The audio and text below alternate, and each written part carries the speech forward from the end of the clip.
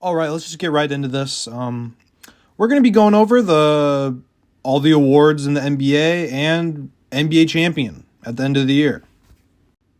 Now, keep in mind, I am doing this a month before the NBA season starts. So, if someone gets injured or something drastic happens, like I don't know if Damian Lillard or James Harden finally get moved to a different team, this might change. So, my predictions throughout the season might get a little different. And we're going to start out slow with the Coach of the Year award. Now, for Coach of the Year, last year we had Mike Brown for the Kings. And frankly, I wanted to do him again because I think he's a fantastic coach. But it's hard to win Coach of the Year 2 times in a row, let alone just 2 times. And, last year they were the 3rd seed. I don't think they're going to get much higher than that. So there's going to be setting new expectations. So for me, I think it was between 3 coaches.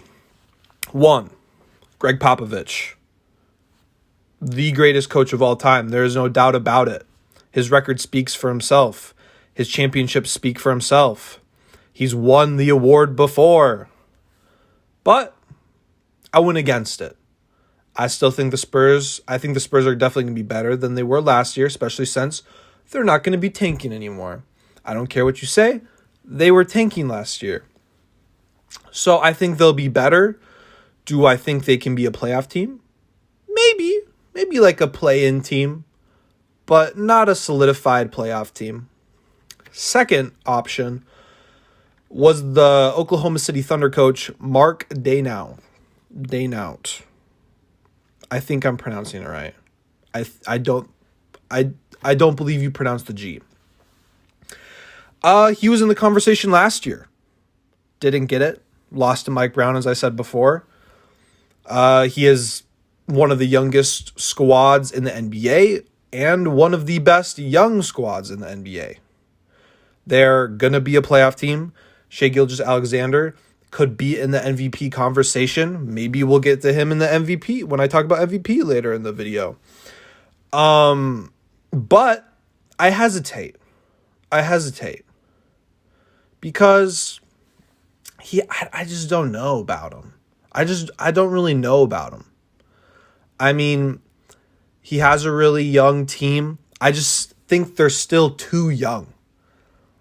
He'll get them to the playoffs, I think. I mean, their team's going to grow in experience, grow in talent. They got Chet finally back.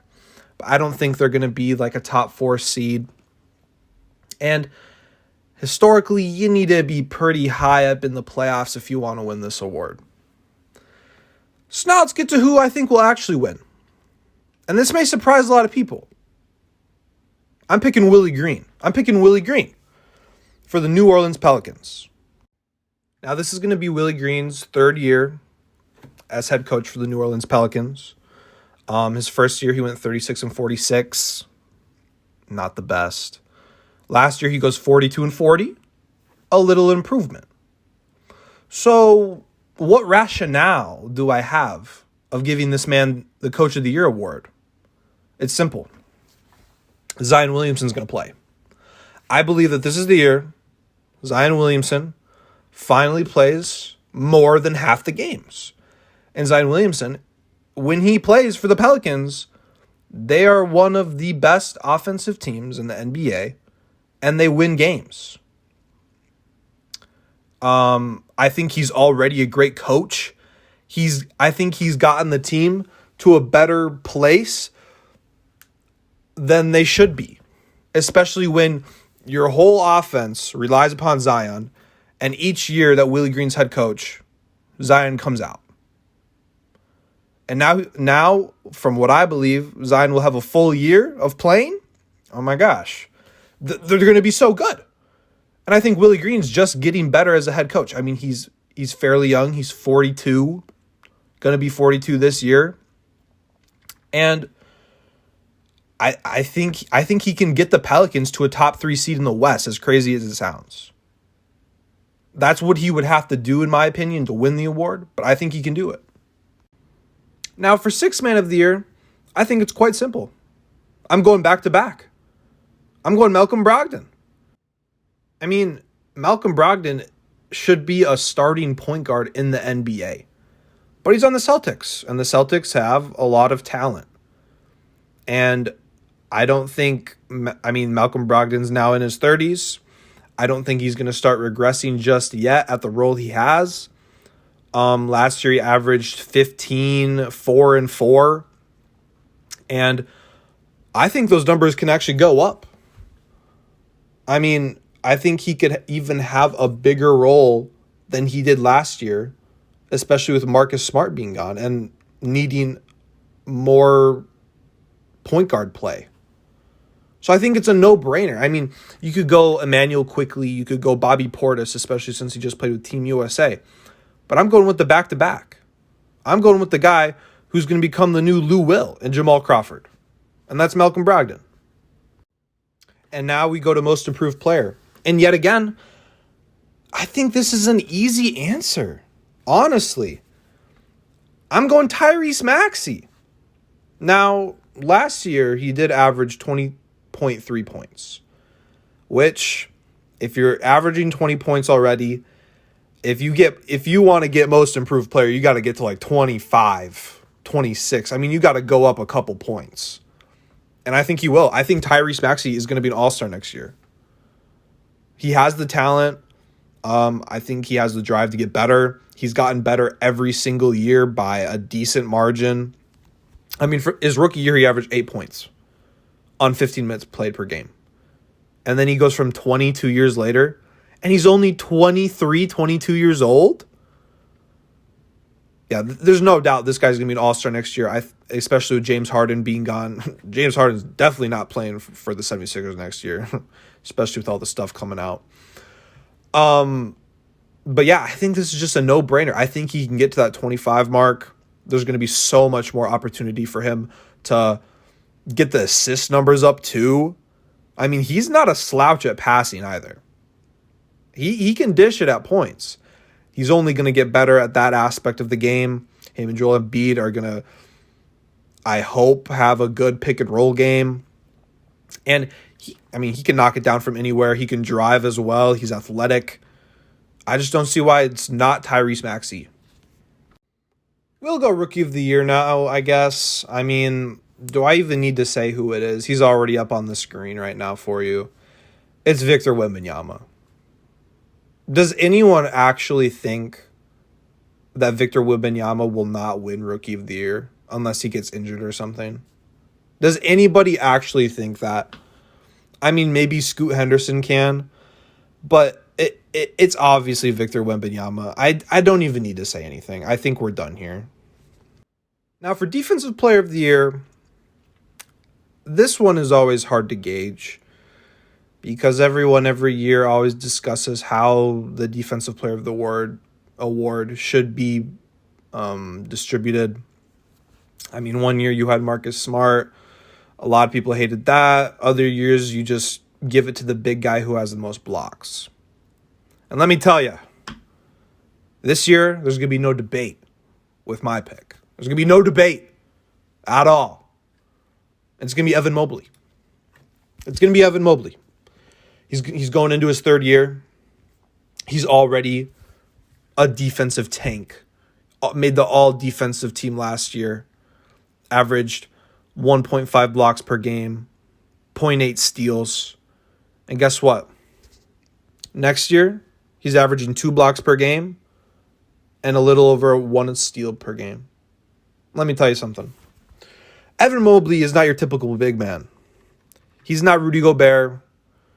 He's not Joel Embiid, where he's not Brook Lopez, where they're doing most of their dirty work in the paint. Evan Mobley can play the perimeter.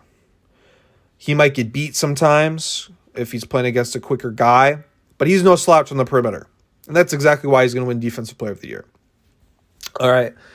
He's going to get steals. He's going to get blocks. He's going to do everything for you. So really, I mean, there's not going to be much to discuss because obviously he's going to win it because I said it. And, I mean, you got Jaren Jackson Jr., who won it last year. He has the best odds going into next year. I I just think Mobley's going to take a big step. I wouldn't even be surprised, like Tyrese Maxey, if Evan Mobley becomes an all-star. He obviously has the potential. He's improved every year. The only statistic that went down from rookie year to sophomore year was the blocks by 0.2, but he also played 10 less games in his rookie year. And that's another thing. He's durable. He played 79 games last year. 79. I don't think anybody talks about that. Not a lot of guys play more than 70 games. And he was one of them. And he's really good at defense. I think that's going to factor into the consideration. Now to the most coveted award in the NBA. Besides maybe I don't know if you would call an NBA championship trophy an award. But besides that, it's MVP. And for me this year, it's Luka Doncic. I think it's finally time that Luka becomes insane. He becomes the best player in the NBA. It's his time. He's going to win MVP this year. Let me just go over Luka's numbers for you in his career so far. All right. Take out his rookie year, where he did average 21, 8, and 6. Take out that year. I mean, he was splitting sessions with Dennis Smith Jr. The first part of that season. Let's look at his other 4 years. He's only been in the league 5 years. 5 years. He's 24. And he already has 4 first-team All-NBAs, 4 All-Stars. He won Rookie of the Year. He was on the All-Rookie team. Last year, he averaged 32, 8, and 8. If that man was a top 3 seed, he would have won MVP. If he was a top 3 seed, he would have won MVP. There's no doubt in my mind. But the Dallas Mavericks at the end of the year last year just absolutely sucked, and they didn't even make the playoffs, which is why he wasn't even in the consideration. That's all there is to it. I think they're going to be a better team than they were last year. Kyrie has a couple games under his belt with the Mavericks. He's going to be more cohesive with Luka. I think the team in general is going to be more cohesive. You brought in Grant Williams. You brought in some other guys that are going to help. And it's just going to make it overall much easier for Luka. Now, some people might say, now that Kyrie's going to have more of a role, he's going to know more of the offense, it's going to take away from Luka. That ain't happening, Chief. Luka can't play off ball. Luka is the center of attention on the Mavs. And if it's just that easy, because if Luka averages the same numbers he did last year, which I think he can and more, I think he can get those assists up to Luka could average a 30-point triple-double. That's how good he is. Especially since he's only going to be improving. I watched his FIBA play. He looked amazing. He's basically doing the same exact stuff. Maybe he's a little leaner, but we say that every year as we go into the NBA, and then he just comes out looking the same. But he'll still drop 40 on you every night. So it's just that simple. If he averages 32.4, 8.6, and 8, which are his exact numbers from last year, and they're a top 2, top 3 seed, what is there in denying him MVP? What is there? Unless Nikola Jokic gets the number 1 seed, averages a triple-double, which he can do. Nikola Jokic is probably my number 2. Giannis is number 3. Maybe interchangeable between the 2 and 3 with Nikola Jokic and Giannis. But they're going to be a playoff team this year. I think Luka's going to be coming into this season with revenge. I think he's going to be wanting it more, especially since they didn't make the playoffs last year. He's got something to prove. And I think it's finally time that we see the Luka domination in the NBA, where he takes the mantle as one of the best players in the NBA. Probably not the best. If you win MVP, that doesn't technically mean you're the best player in the NBA. Joel Embiid, rightfully so, won MVP last year. But I think we all know Nikola Jokic was the best player in the NBA, even though he didn't win MVP. Last but not least, NBA 2023-2024 NBA champions are the Denver Nuggets, and winning most valuable player is Nikola Jokic. Sorry, finals MVP is Nikola Jokic.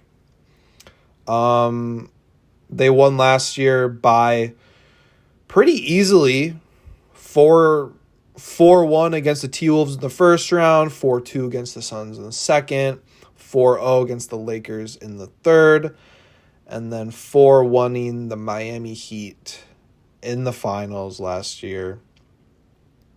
I just don't think any team has improved so much that they're clearly better than the Nuggets. Now the Suns have added Bradley Beal, so they got a lot more firepower. And Kevin Durant's going to be a little more comfortable on the team. They have a whole offseason to work with each other now. So if there's any team that could beat the Nuggets, I believe it's the Suns, which would have to happen probably in the Western Conference Finals. I imagine those two teams are going to be the number 1 and number 2 seed. And then going into the finals, which I have the Denver Nuggets beating the Suns in the Western Conference Finals. I think I wouldn't say a cakewalk in the finals, but I just don't think there's a team that can match up with Nikola Jokic in the East. Now, if by some amazement the 76ers make it to the finals, which I don't think they will. I think the Celtics and the Bucks are clearly better than the 76ers. Maybe they'll give them some trouble because Nikola Jokic would be guarded by Joel Embiid, who's a great defender, and then Nikola Jokic is going to have to guard Joel Embiid. But even if that happens, I think the Denver Nuggets can 4-2, 4-1 them. Your NBA champion is coming from the Western Conference this year. It's going to happen. It's either the Suns or the Nuggets, unless injuries happen, which hopefully they do not. But, I mean, unless I see something in the regular season, if the Nuggets and Suns play and the Suns are just so good that they beat the Warriors' regular season record because they have so much talent on their roster, then, yeah, I'll change my pick. But right now, I don't see anything that tells me that any team is better than the Denver Nuggets right now.